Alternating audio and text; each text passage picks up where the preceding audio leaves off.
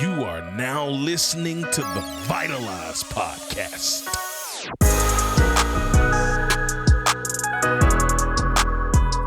Hey, yo, what up, family? Welcome back to the Vitalize Podcast. You're here with your friendly neighborhood host, Mr. Marcus Black, and I'm so incredibly excited, elated, ecstatic, emphatic, and all the other U-words to let you know I'm happy to be in your presence today. Listen, man, I'm extra happy today, man, because I'm talking about something that I am very passionate about. Matter of fact, I've been passionate about this since birth, and that is dun, dun, dun, dun, dun, dun, dun, dun, Raiders! Matter of fact, I'm doing it one more time. You want to hear it again? Raiders! Yeah, I had to, man. One time for the one time. Some of you are like, oh no, what's happening? Nah, man. If you're watching this, you know exactly what's happening. And yours truly is rocking the Raider gear, man. I got the Raider hat on, man, that I got from the Allegiant Stadium, the Death Star, home of the Las Vegas Raiders. And I got also, I got the hat and the jersey from at two separate occasions. Shout out to the team store, the Raider image there. And I got this Marcus Allen custom jersey on, Marcus Allen, Mitchell & Ness jersey. Throwback classics. Some of you are like, who is Marcus Allen? Marcus Allen is the human being who I am named after. So when I say I was born into this, people are like, bro, you from Mississippi. Why are you a Raiders fan? I was born into this. Listen, fam, I didn't have a choice. And I didn't want a choice. I wouldn't have it any other way. But Marcus Allen, Super Bowl champion of the Raiders and a Hall of Famer and the person who I received my name after. So my son Marcus, also named after Marcus Allen. So me, my son Marcus, we just Raiders through and through. It's actually a bucket list of mine to be able to meet Marcus Allen and shake his hand and tell him I'm grateful to be having such a remarkable man as a namesake, to be able to keep that honor and that legacy alive of the great name Marcus. So listen, if you guys are social media people and you know how to make this do what you do, it's no sob story. It's just he's a man who I greatly admire, who I got my name and someone I followed, and he's lived it on and off the field, and somebody who I greatly admire and would love to meet him before the day I leave this earth. So I don't know when I'll leave this earth, but I love to see him, shake his hand, take a picture, and frame that on my wall and have that for my Marcus, who also is named after such a great human. So social media, you know what to do. Do what you do, man. Tell him, man, Marcus Allen, if you know him or you got a connection or some kind of way, he's your cousin's uncle or whatever, hey, do what you do, man. I would love to meet you and just shake your hand and tell you thank you. But I got it on. I got the Marcus Allen on. Marcus Black here, honoring Marcus Allen and the excellence that he stood for. And so if you're joining this episode, you want to know what we're talking about today. We're not talking about football today. That's not the topic of conversation. But what we are talking about is something that is the epitome of who the Raiders are. If you know anything about the Raiders, or if you don't, you understand that Al Davis, one of the original owners, he actually is credited with merging the two leagues. Some of y'all don't even know it used to be two leagues, AFL, NFL, helping that merger transpire seamlessly to become one league that we know of today as the NFL, the National Football League. And the Raiders were one of the original teams in said National Football League. And Al Davis was all about the commitment to excellence. If you go inside the Raiders Stadium, if you go inside the locker room, if you go anywhere with the Raiders, you're going to see the words commitment to excellence. And so that's what we're talking about today. We're going to talk about, through my lens, Marcus Black's lens, what commitment to excellence really means and how you can live that out in your life. So don't adjust your dials, man. If you want to be excellent, this is the place to be, because I want to help you do that and take those steps in your life. Now, when we're talking about a commitment to excellence, first, it's important to understand the difference between perfectionism and excellence, because I always push my people, I push my sons, I push myself to strive for excellence. We're not talking about perfection. I hear people say all the time, I'm a perfectionist. I hope you know that perfection doesn't exist. There's no such thing as perfection. That's an illusion. It's a facade. And the pursuit of perfection is killing a lot of people and their mental health in a world that's imperfect. But excellence is not perfection. Excellence is a standard by which you live. So even when mistakes are made, you still have a commitment to excellence. So some of y'all are already intrigued and you're ready to tap into this conversation and you're ready to keep the party train rocking and rolling. So let's rock on. I'm not going to keep you here all day. We literally just got 5 talking points and we're going to get to it. So I do want to, again, shout out the Raiders, man. Shout out the team. Shout out Al Davis, may his soul rest. Shout out Mark Davis, who I met at an incredible place. I met him there in Las Vegas and got to take a picture with him, man. I said, man, I've been a fan my whole life. He said, yeah, me too. I said, ha, you made it funny. I see what you did there, but I'm grateful, man. So the first teaching point I have for you, if you got a note-taking type, you're the note-taking type, time to get your pens and your pads out, and let's talk about it, man. And the first one is, if you want to live out the commitment to excellence, the principles of a commitment to excellence, what does that mean? What does that look like in your own life? Number one, the first area of focus for you is setting high standards. Setting high standards. This means placing an emphasis on the importance of establishing and maintaining high level of standards in all areas of your work or your study. You do this by setting clear, achievable goals and striving to meet or exceed those on a consistent basis. This is setting high standards. What does that mean? To do that, and I'm telling you right now, I think about what it means to try to put yourself in a position to win. I've often heard the greatest tragedy is not to shoot for the sun and miss. Because I heard if you shoot for the sun and you miss, you find yourself somewhere among the stars. So that's okay. That's not the greatest tragedy. The greatest tragedy is actually shooting for a tree and hitting it. Sun's a lot higher than a tree, but guess what? If I shot for the tree and I hit it, but I really could have aimed for the sun and I could have found myself somewhere in the clouds, I would have went higher. So when you think about setting high standards, J. Cole said this, shout out to Mr. Jermaine, the main himself. He said, if you believe in God, one thing's for sure, that if you didn't aim too high, then you aim too low. Ooh, if you believe in God, one thing's for sure. If you ain't aim too high, then you aim too low. Standard. What is your standard? Do you have a standard, first of all? Because a lot of people just living off emotions and feelings. We're not living, there is no standard. We're not living by standard. What do you mean standard? Standard is a set of morals or principles by which I live my life, not based on any shape-shifting tide, but based on how I live my life. Kindness is a standard for me.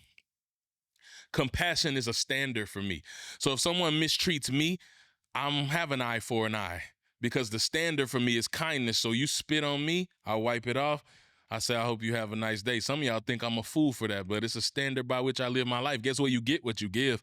That same person who spits that evil, hatred, vitriol out into the world, they get what they give. As for me, I can't focus on them. I can't control them. I focus on me.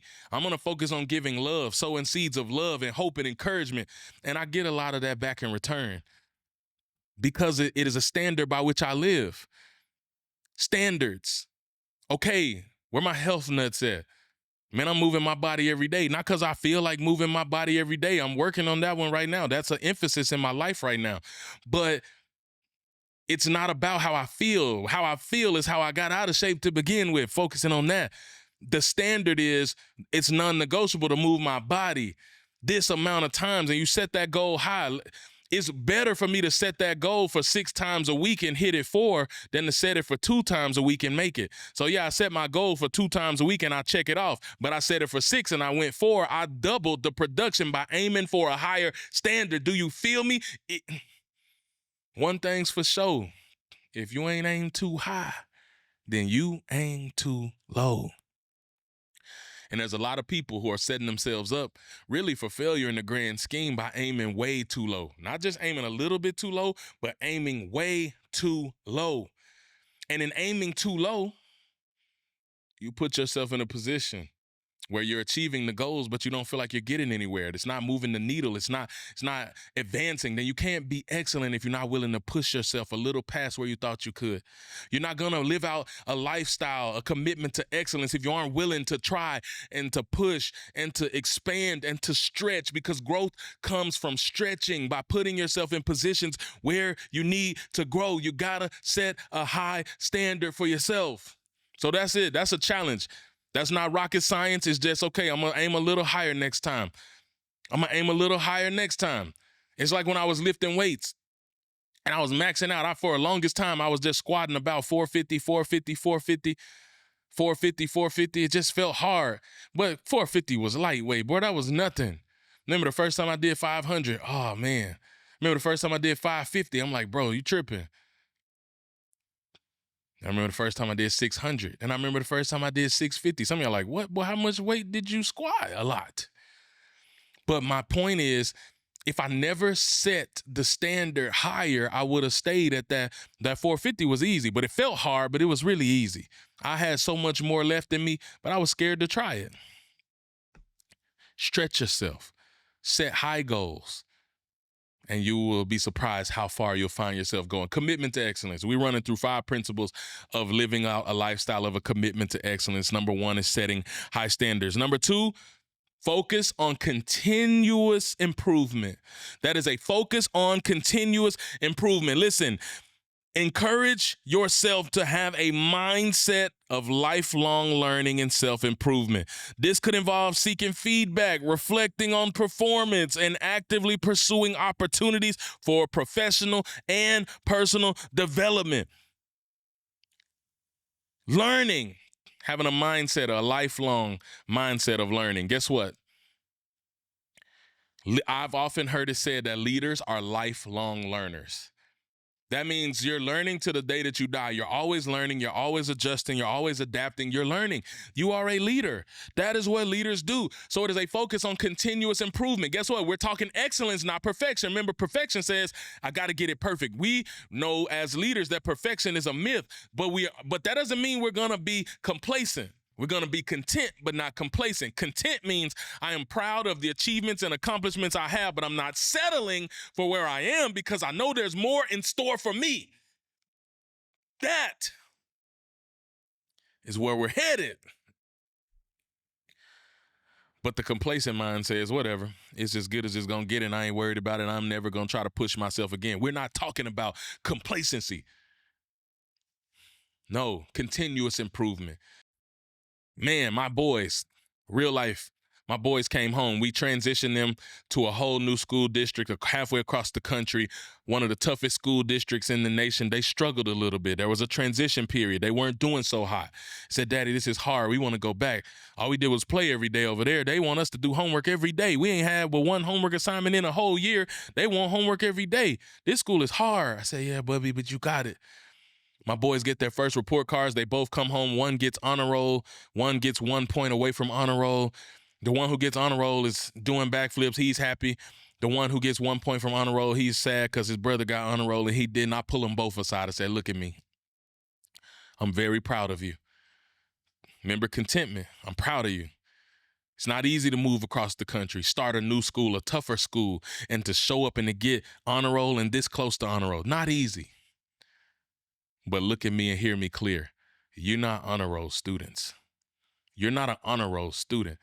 And I get it. There might be some people who max out at honor roll, and that's fine. There's nothing wrong with that. But what I'm saying is I know there's more in my boy's tank. You're not an honor roll student. Expectation, the high standard in this house is not honor roll. You're a principals list student. That's straight A's, not A's and B's. We want straight A's. So you definitely gotta get rid of that C because that's unacceptable. And those A's and B's, we don't want that in this house. We're striving for the standard of excellence. We're gonna get a little bit better. My boys are like, Daddy, we're sorry we let you down. I said, no. Please don't. It's not about apologizing. You didn't let me down. I'm not saying you did bad. You did great. This is great. This is just not our standard. You can do better. Just get a little better. Give me a little bit more.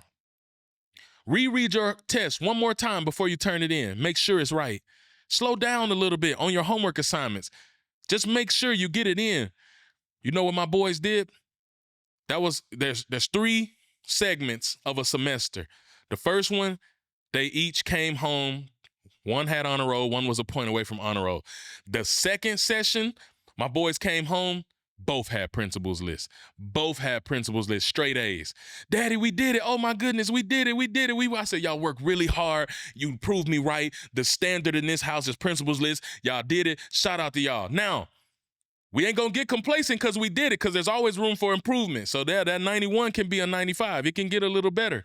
Some of y'all might think I'm crazy, but I don't care. We live by standards in this house. We commit to excellence. Excellence means a continual process of progression, of getting a little better, a little better, a little better. Some of y'all been with me on this journey. There's some people who have sit with me and watching me speak since the day I started as a speaker, and they said, bro, my God, one of my closest friends said, my God, bro, every time you get on the stage, you get better. It's like, how do you just keep getting better? I didn't think it could get no better. It's because the same principle that I'm giving to my boys is the principle that I live myself. I am focused on the goal. I am committed to the process of continual growth and development again. And again, I'm going to get a little bit better and a little bit better and a little bit better. And guess what? I'm going to do that to the day I die. I'm never going to stop getting better.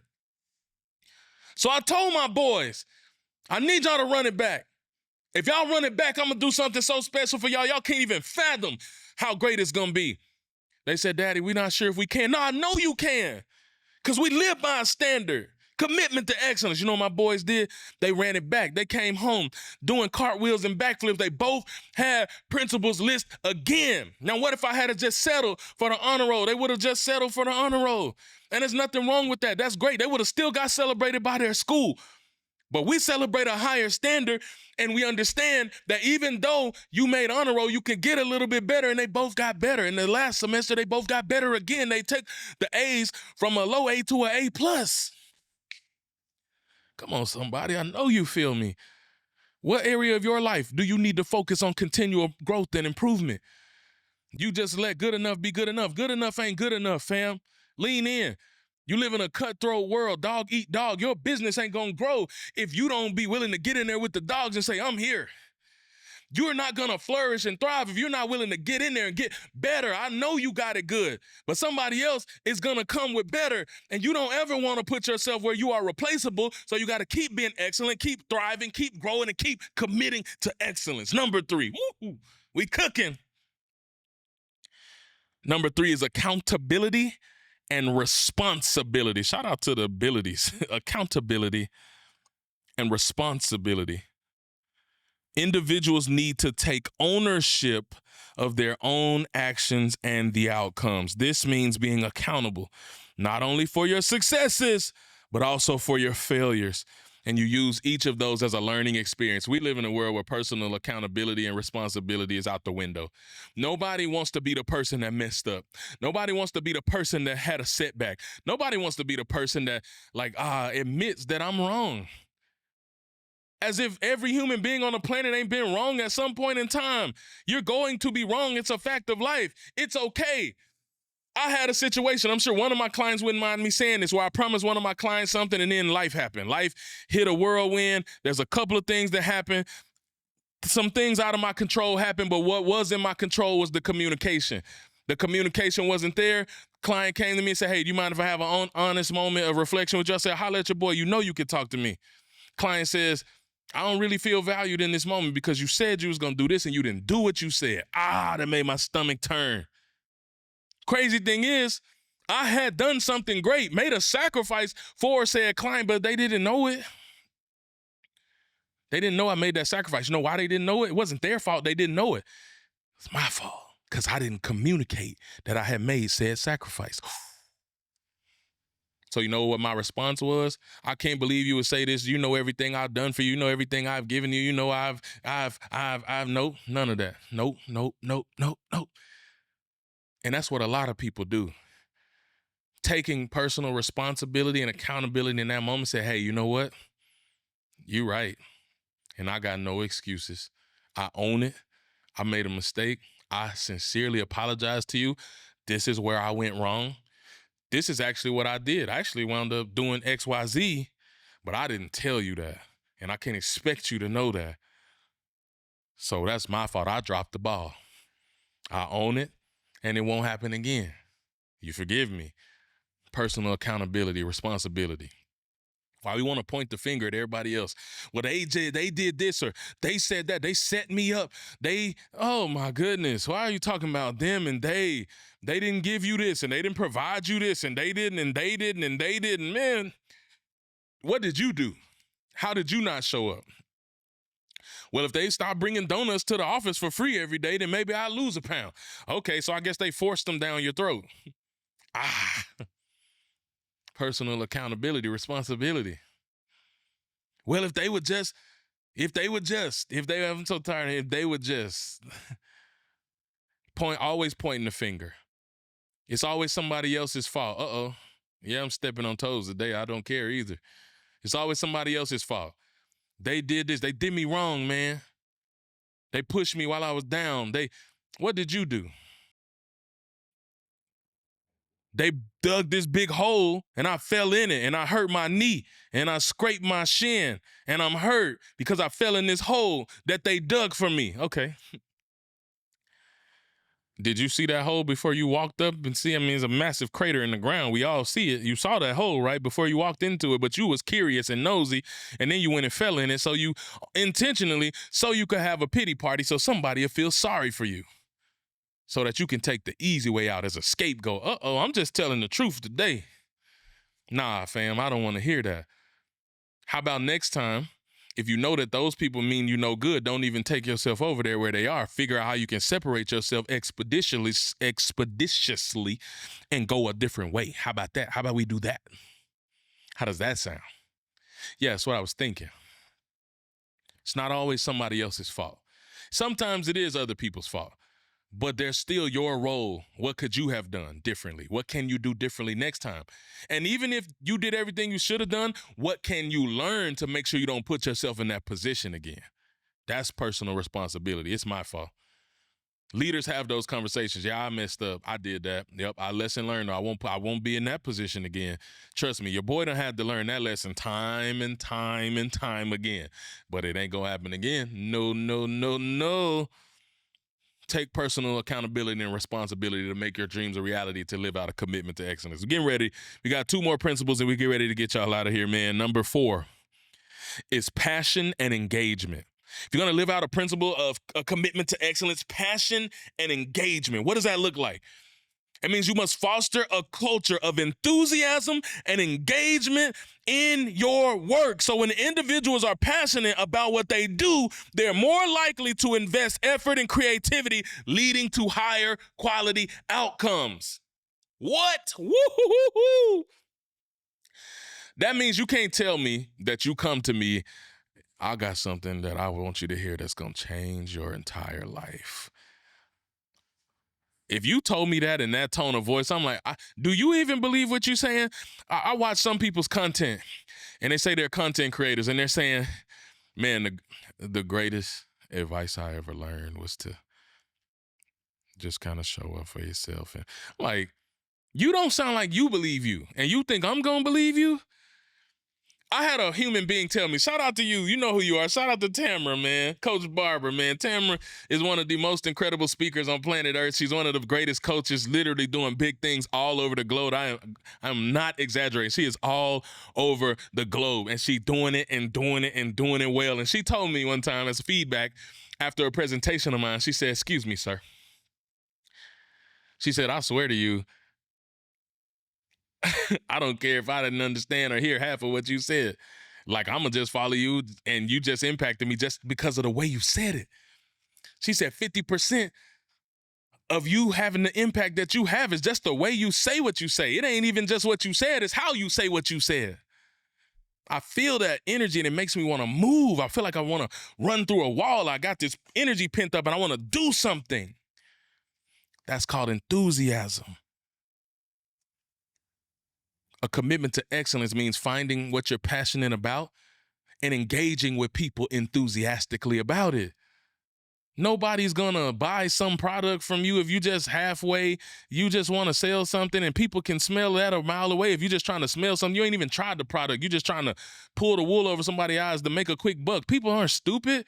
They ain't spending no money with you. You're not gonna grow if that's what you're trying to do. But if you come from a genuine place, an authentic place, a place where full heart, passion, love, enthusiasm exist, and you're leading that way, people will lean into your leadership because there's something about the conviction. That conviction can't be fake. There's a lot of fake in the world. Fake is running amok every which way. But you know what can't be fake? The conviction of a human heart that says, I believe with my whole soul in what it is I'm offering you. When I talk about Vitalize, I can't say that without saying it with my chest because it means everything to me. When I say be, cause you can. I believe that with my whole soul. It ain't a thing you can do on this planet that you won't put your mind to if you're willing to do that you can't achieve.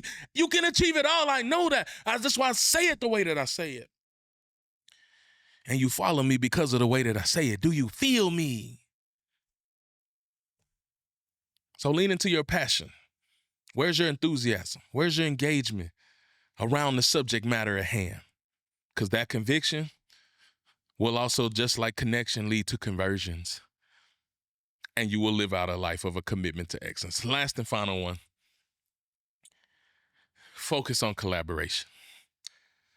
An emphasis on collaboration.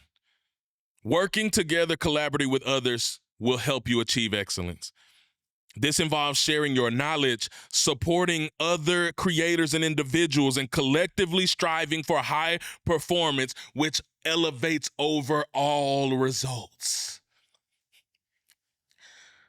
I believe in collaboration over competition. I know there's many people who competing with you silently. You ain't even competing. You ain't competing with nobody, but they're silently competing with you. Let them. What Mel Robbins tell y'all? Let them. Let them. Well, they think this. Let them. They doing this. Let them. They want to see me fall. Let them think what they want to think. I'm not focused on them. I'm going to collaborate with you and you and you. Matter of fact, y'all going to see some guests. I got a couple of guests coming up in the next few weeks. Powerful guests. Incredible women warriors. I'm collaborating. Why? Because they deserve access to you, my community, because they have something of power, of value to share. But guess what? I also get access to their communities. It's mutually beneficial, mutually equitable. It's a collaboration. I'm not competing with them. One of them is a renowned speaker, is a thought leader, is an author, is everything that I am. And I'm still bringing her on the show because I believe in collaboration over competition. Collaboration is how can I work together with somebody else for a goal, a common goal greater than my individual self. Focus on collaboration. Stop focusing on division. Focus on who you can work with. Focus on building that relationship. Focus on how you can grow one another. Focus on how you can overcome together. Focus on how you can lift each other up. And if you're willing to do that, this is what it looks like to live a commitment to excellence. So stop settling for less than what you really deserve. Stop looking down on other people and looking down on yourself, and stop going out here chasing perfection, which is a facade, is not even real, and start living out these principles of excellence. If you're willing to live them, if you're willing to be them, if you're willing to breathe out the principles of excellence, you can become everything you want. Every dream you have can become a reality. So that's it. Ain't nothing else to talk about. Just like the Raiders, go live a commitment to excellence every day of the rest of your life, and you do it because you can.